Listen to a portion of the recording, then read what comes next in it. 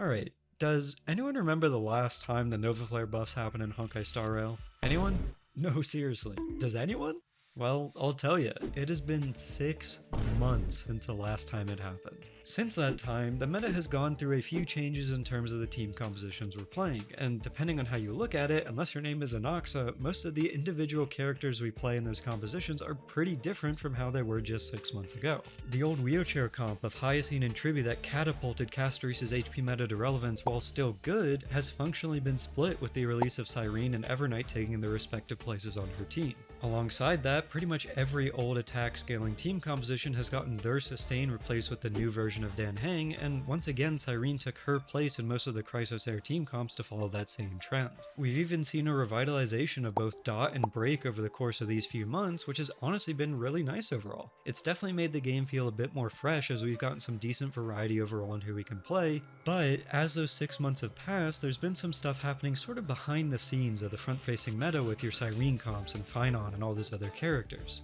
And what I mean by that is what's been happening to all the characters that were buffed back in the original Novaflare release. So today, what I'd like to do is take a look at each of the characters that were buffed then and see how they're faring overall in terms of the game's landscape, and then give them a ranking based off of how impactful their buffs ended up being. Also, since just this past week there were more Novaflares announced for both Black Swan and Sparkle, I think it's a great time to go over how they could potentially be improved as well. So, let's talk about it. To start, let's talk about the character that's been my channel's mascot of sorts ever since I started doing content creation, and that's Jingliu.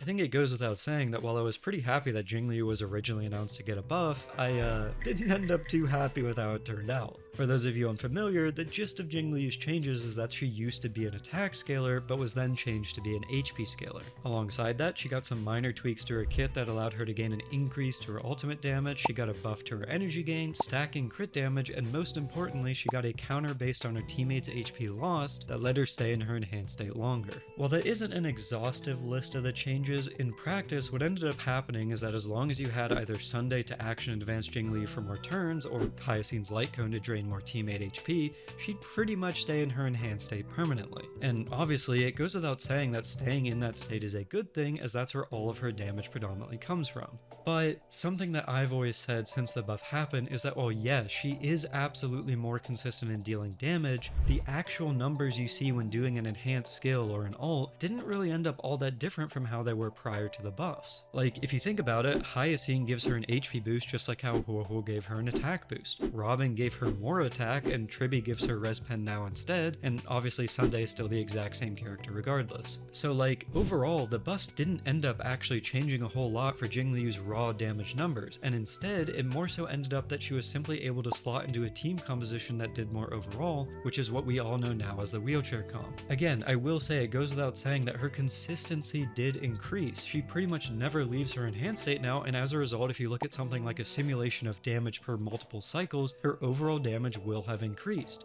but her in the moment damage did not. As a result of that, she ended up being pretty limited in how much room she had to grow within her role as a hypercarry DPS. Like, for a while, people did try some niche things like running her as a Castory sub DPS, but other options were better, and now that Evernight released, that role was pretty much entirely lost, and as a result, honestly, I don't really feel like Jingliu has that much of a place in the game at all anymore. Don't get me wrong, she can still clear content. Even before the Novaflare buffs happened, she could still clear content then. But she is definitely not doing a great job of it compared to the other options that are a major part of the meta right now, and quite frankly, she could honestly do well with another buff. If I had to put her buffs on some kind of tier list that rated how impactful they ended up being, honestly, I would probably put her down in something like C tier. She is usable, but she is definitely not good, especially compared to the current meta options. Moving on from Jingliu, the rest of the group from the first Novaflare buffs were all part of the Stellaron Hunters, so let's start off by talking about everyone's favorite hacker with Silverwolf.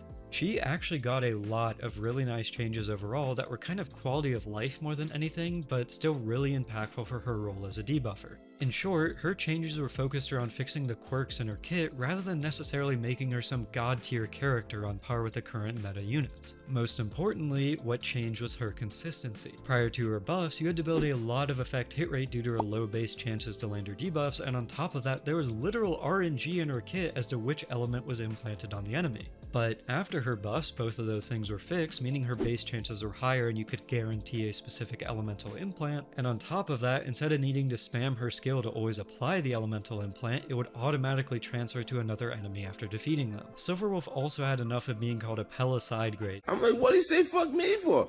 So she also had her ultimate change from single target to AoE, which massively improved her debuff capabilities. So like, all that stuff is good, right? Her clunkiness got fixed, she's usable in AoE content now, she even got a way to consistently implant whatever element you want on the enemy instead of having to reset 50,000 times just to make sure you're getting the right one. So for all intents and purposes, she should actually be a really good character, and honestly, I'd say she is overall. I actually ended up rolling her after the buffs, but I did make sure to play her a bunch without the buff active, and I genuinely have to say it is a night and day difference playing the character. While someone like Jingliu didn't end up changing all that much, because at the end of the day she's still just a basic hypercarry unit, it feels like Silverwolf got a breath of fresh air because she got new content that she was actually playable in. Like, she's not just a Pella side grade anymore, she's actually a much better unit overall and also much more flexible. So with all that said, she should be a unit that fits onto a lot of different teams and is usable in a lot of different situations. But she does actually have a pretty big problem that I haven't mentioned yet.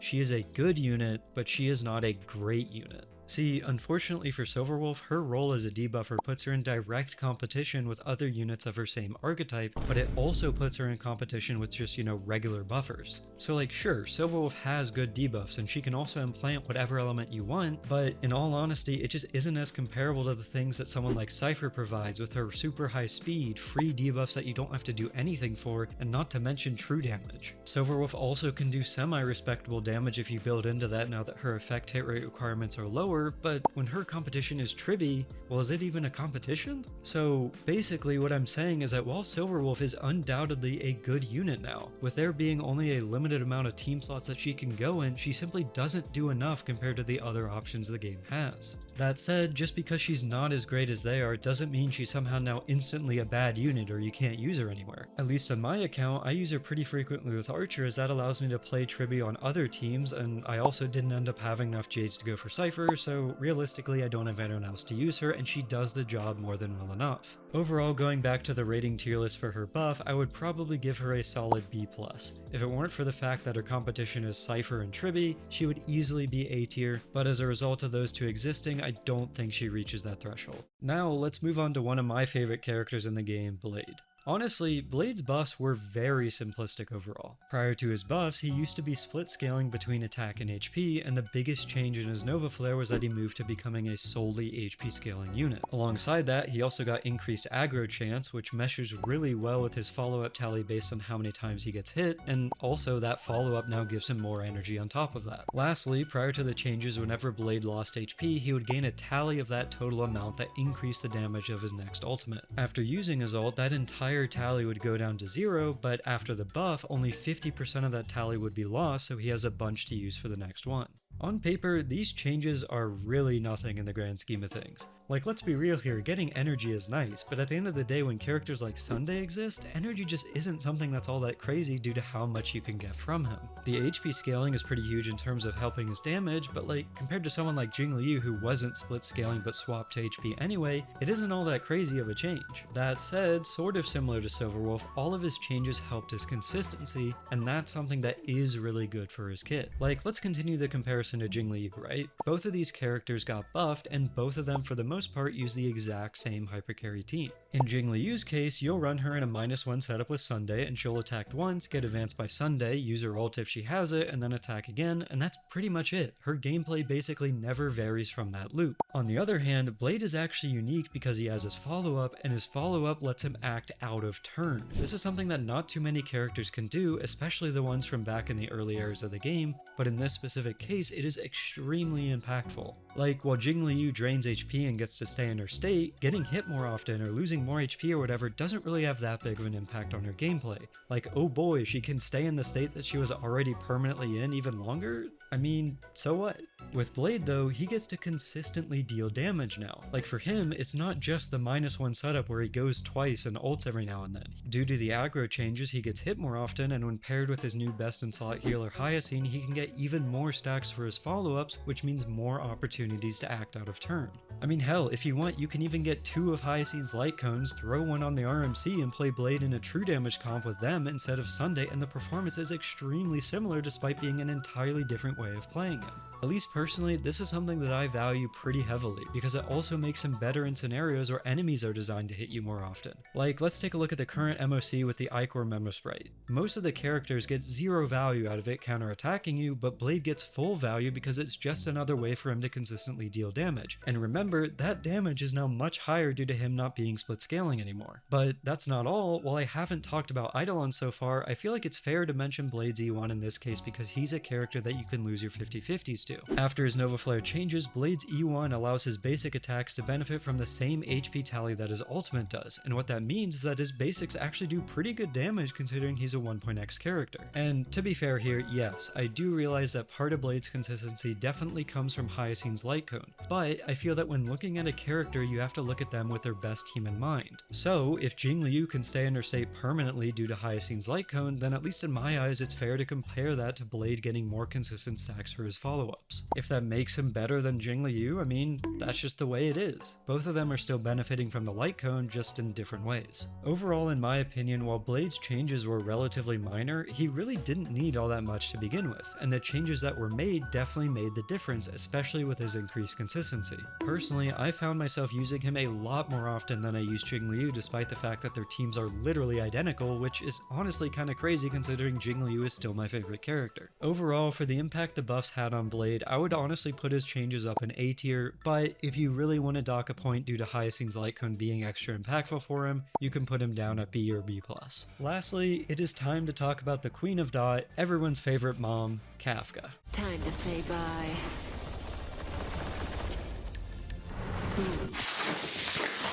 Before starting, I do have to admit that I personally do not own Kafka, and therefore my thoughts can definitely be taken with some grains of salt. But I have played her pretty extensively on other accounts, so I do have the experience of playing her both pre and post buffs. Kafka was the character that was most extensively changed, and therefore as a result, her entire role pretty much changed as well. I'll go rapid fire with her changes here, so let's start. For one, her skill now detonates dots on all 3 enemies hit, her ult procs all dots instead of just shock, she can follow up more often and those follow-ups also trigger dots, and lastly, she can increase all allies' attack if they meet an effect hit rate threshold. As I briefly mentioned, these changes for the most part made her role change. Before, she was kinda like a DPS where she was doing a good chunk of the team's damage in dot teams, whereas now her role is basically just to proc damage as often as possible, and furthermore with her attack buff that she provides the team, she was pretty much turned into a pseudo buffer as well. Honestly, this is probably the best changes that she could have gotten. She was always kinda the queen of dot in the sense that the entire dot archetype revolved around her, but as a consequence of that, it was also tied to her strength.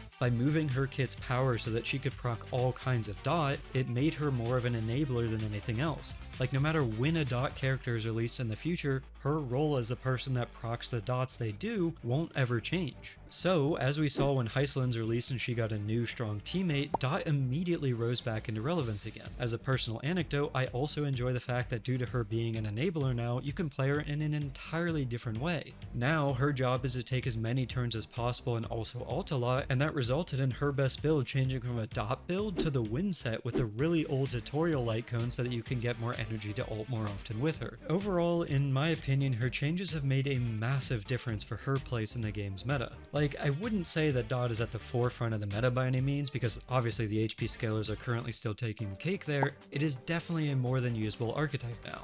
Alongside that, with the recent pickable buffs and stuff like Pure Fiction and Apocalyptic Shadow, there's also more than enough reason to use them in the current game state, assuming that you invested into the archetype over time. Honestly, with the upcoming changes to Black Swan, I only see Dot becoming even stronger, and I also don't see her somehow being replaced because Black Swan is being updated either. I think it is pretty safe to say that we'll be seeing Kafka for quite a while longer, and as a result, I think she pretty solidly lands in S tier in terms of the impact that her buffs had on her. Speaking of Black Swan, I think now is a pretty good time to talk about the upcoming Novaflare buffs for both her and Sparkle. Honestly, all I can really say is finally. I genuinely don't know how it took Hoyo 6 months to realize there's a hell of a lot of other characters that need buffs, and I also don't know how out of all of them they somehow decided to only do 2, but I mean, I guess it's good that there's some coming. For now though, let's talk about the problems that both of these characters have, and also what's changing with them. Let's start with Black Swan. Really, in my opinion, Black Swan has 2 major problems. For one, she's kinda terrible at multi-wave content, and that's mostly due to the fact that her Arcana stacks get reset a bunch. As a result, it makes it pretty difficult for her to actually scale up and get going in terms of consistent damage, where if you compare that to someone like Hysolins, who basically has an instant ramp up, it is a night and day difference. With her upcoming Novaflare buffs, this was actually mostly solved. It's a lot easier for her to ramp up now, and more importantly, once she has ramped up, she'll mostly stay going. While she doesn't have perfect uptime, I do think she's in a much better spot in terms of consistently applying her debuffs, and I think that falls in line pretty well with the other units that have been previously buffed in the other Novaflares, so that is a big plus in my eyes.